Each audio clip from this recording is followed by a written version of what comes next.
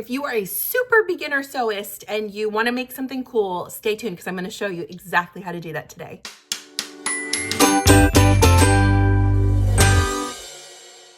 This is so beginner friendly. Anybody can do this one. It is a little gift card holder with a snap. These take 10 minutes to make and they're super cute. Let me show you how to do it. The first thing we're going to do is make a template. And it looks like a little house. And I am using leftover scraps of cardboard from something that I used earlier, like a wrapper from something. Something strong, but not like super where you can't cut through it. And this is my utility rotary cutter. I've got a fabric rotary cutter, and then this is my secondary. So nobody start freaking out because I'm cutting this with a rotary cutter. I recommend that you get 2 rotary cutters if you're gonna be really getting into sewing. This one is where I put my fabric rotary cutter blades. Once they're like a little worn out and I don't want to use them anymore, I put them on this, and then I can use that to cut cardboard or anything that I don't care about the blade getting more dull because it's already used. Quick little tip for you. Once you've got your 5 by 7 inch square, we need to make it look like a little house. So what we're gonna do is grab a pen or a pencil or whatever you have. I want you to find the center of that line at the top and mark it. And then go 1.5 inches down. So push it up against your measuring mat here. And I'm gonna go 1.5 inches down and mark it on that side, 1.5 inches on that side. And all you have to do now is connect the dots. So I'm using my acrylic ruler and I'm just marking, I'm measuring right between those dots, and I'm gonna cut it very carefully with my rotary cutter. You can also use scissors. Let's do scissors, okay? Beautiful. All right, now you've made one. If you're gonna make a whole bunch of these, I recommend that you make another one where everything is 1/4 inch smaller. So what you can do if you've already cut one is cut another one, just trace it and cut it exactly the same. And then all you need to do from there is cut off 1/4 inch from every side. Now, the reason we're going to do that is because we are going to use some fusible interfacing on this project. Fusible interfacing is also known as like a stabilizer. And what it's used for is giving your fabrics a little bit more stability. So quilting cotton is historically very flimsy and thin. When you add a fusible interfacing, fusible meaning we iron it on, it gives it like a little bit more stiffness that helps it become what you're trying to make. So in this case, it works really well for the gift card holder because it's less flimsy and a little bit more professional looking, in my opinion. So I'm just working my way around, cutting off 1/4 inch from every side of my little house. The reason we want this square to be a smidge smaller, and well, let me show you color-wise. That's what we want the fabrics to do. So these outside ones are gonna be what you cut main and your lining from. And then the inside is what we're gonna cut our fusible interfacing from. And that way, when you sew your 1/4 inch seams, you're not getting that interfacing stuck in the seams, which would make it a lot harder to turn right side out at the end. Now let's cut our fabrics. You really don't need a whole lot of fabric for this project. It's such a great scrap buster, because we always buy more fabric than we actually need for a project. It's just how we are. And then you're like, well, what am I gonna do with these little scraps? Well, there's a million things. I personally love sewing scrap projects. So cut a second piece of fabric. I would use a contrasting fabric. Now this one is not a scrap. I just really love it. I wanna make one. I love white skates. I used to go ice skating when I was, this is an embarrassing story. Actually, there's 2 embarrassing stories in this story. I used to go ice skating a lot. My mom would drop me off at the local ice rink on Sundays, and I would ice skate there all by myself from 2 to 4 because I wanted to be an ice skater so badly, but I never got lessons or anything, so I wasn't good. I just liked to do it. And I'll remember there was a little girl one day who was trying to teach me how to do like a spin, and we worked on it for hours, and I finally kind of figured it out. The other funny story about white skates is I loved my white skates so much. I still remember the Christmas that I got them. They were one of my most treasured possessions, and I had to go under general anesthesia for a procedure like much later. Like we had 2 kids at the time, so I had to have been like 35 or 32, somewhere around there. Anyway, I came out, like you come out of general anesthesia and you're a little bit woozy. The first thing I said to my husband apparently was, "Where are my white skates? I need those." And I was crying, asking for my white skates. So it's become a joke in our family that anytime we see something with white skates on it, that somebody usually buys it for me, because it's just too funny. And you know what? You have to laugh at yourself, because I didn't know what I was saying. Anyway, let's get to cutting our interfacing. So we've got our 2 pieces that are the big size.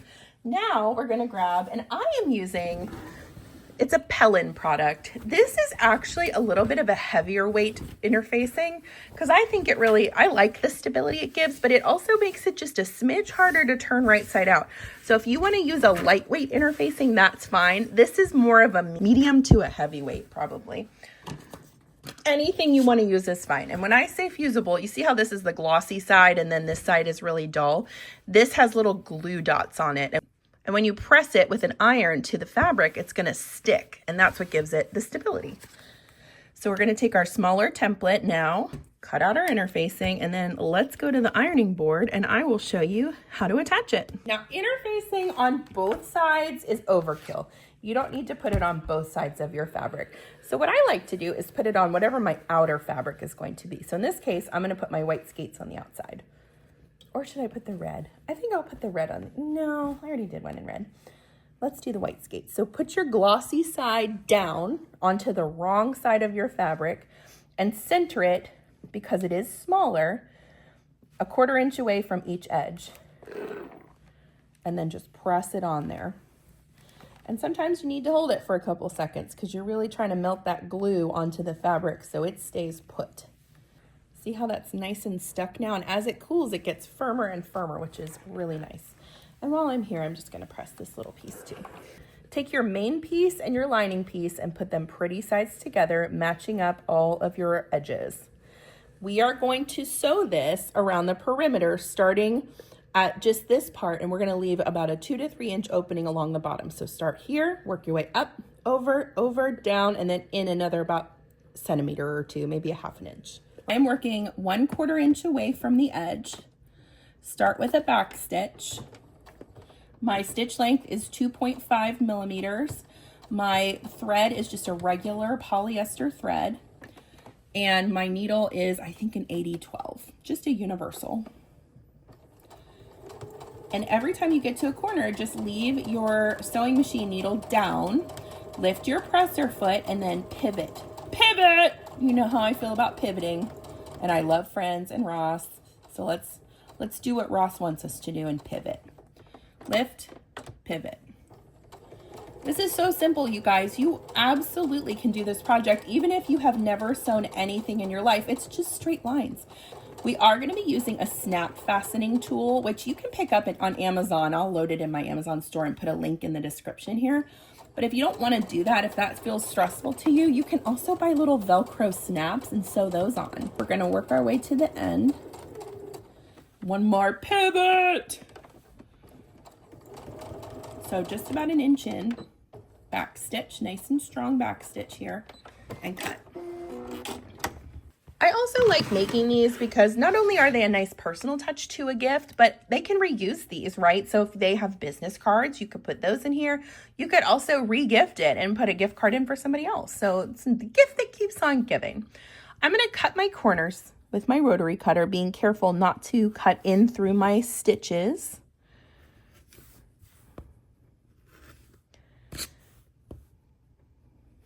When you cut your corners like this, it helps you get nice crisp corners when you turn it out, which is what we are ready to do. Reach inside that nice little hole you left there and carefully start zhushing it out of there. And it's gonna look like a wrinkly, blobby mess right now. And you know what? That's okay, because we all kind of start out as wrinkly, blobby messes, don't we? Make sure you're pushing those corners out. You'll never know what I'm going to say, do you? Hot mess. I entertain myself just making these videos because I enjoy talking to myself, apparently. All All right, push them all out. If you need a little help getting those corners extra crisp, you can take I like to use a plastic kneading needle. You could use a chopstick, anything with just a point on it, and just gently push those points out. You do want these nice and crispy because it will make a difference in the end, especially these bottom corners. Make sure those are turned out properly. Otherwise, the corners will not be accurate when you go to sew it. They'll be like bent in and then it'll look funny.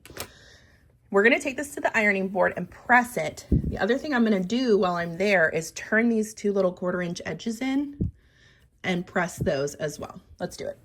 And I'm just going over it with my iron. I like to use steam on my iron. Some people have feelings about that. If you don't wanna use steam, you can just spritz it with a little water. That helps get everything really flattened. I don't typically change threads out mid-project, but I just had this feeling that red is really gonna look cute on the top stitching on this, and you gotta go with your gut. So I'm switching out. I always have extra bobbins on hand from older projects, and this is a great way to use up some of that thread. So I'm gonna start right in that area where I turned my edges under. Now, I'm gonna up my stitch length to a 3. Let's do 3.5, I'm feeling sassy.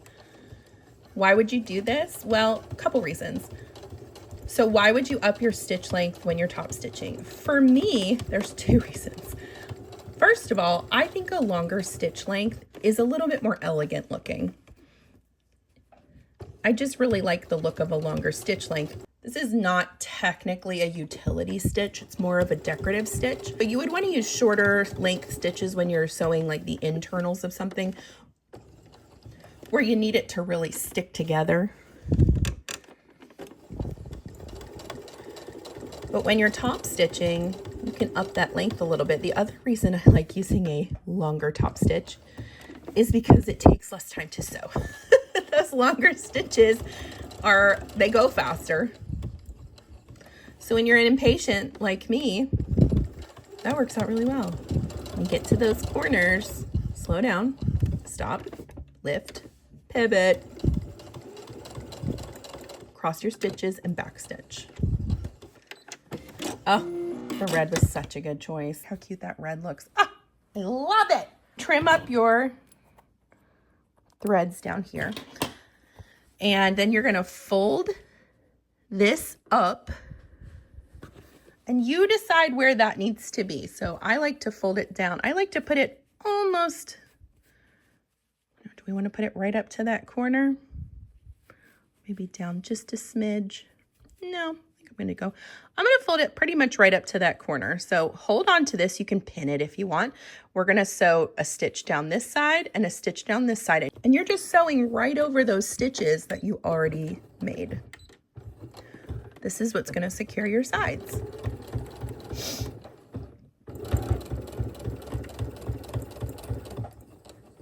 Back stitch at the end, and then turn.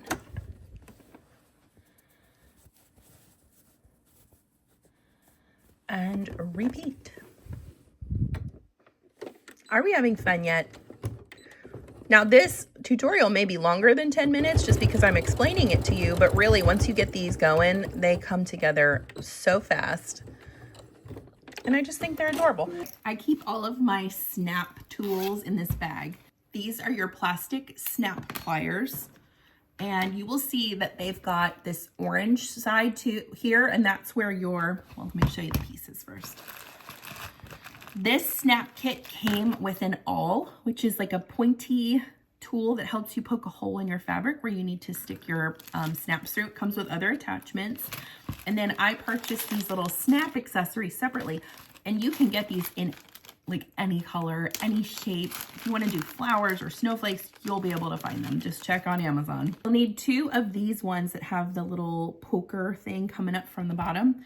And then you'll need 1 male and 1 female piece. So there's our pieces. Let me show you how to use this. It's so easy. Fold the top flap down and flatten everything out and decide how you want it to lay. And then take your awl and about 1/2 inch up. And if you want to just double check where you want it, this is what it's going to look like when it's on there. So let's say right about there. I usually just eyeball it.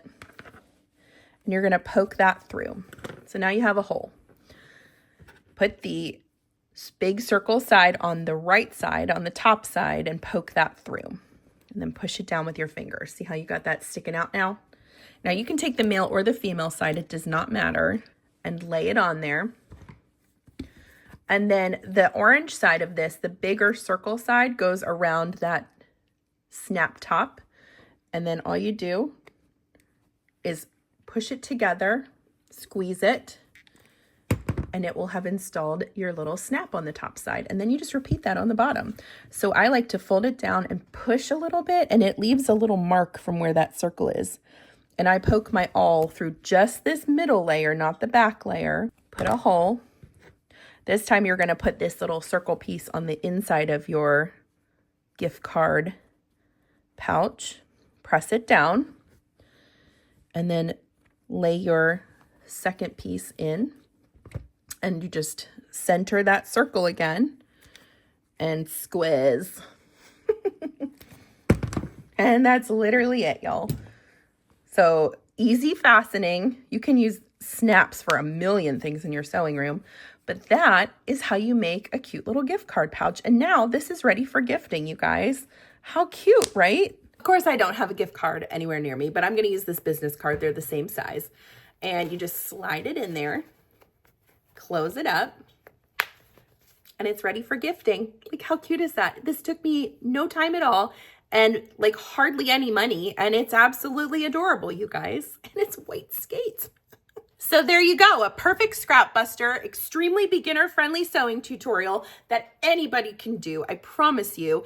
Let me know if you have questions. Thanks for following along. I'm Chelsea with She Sews Seams. Make sure you like and subscribe. I love to post budget-friendly, beginner-friendly tutorials for everyone to be able to learn how to sew. I guess you could say it's my passion. I will see you next time.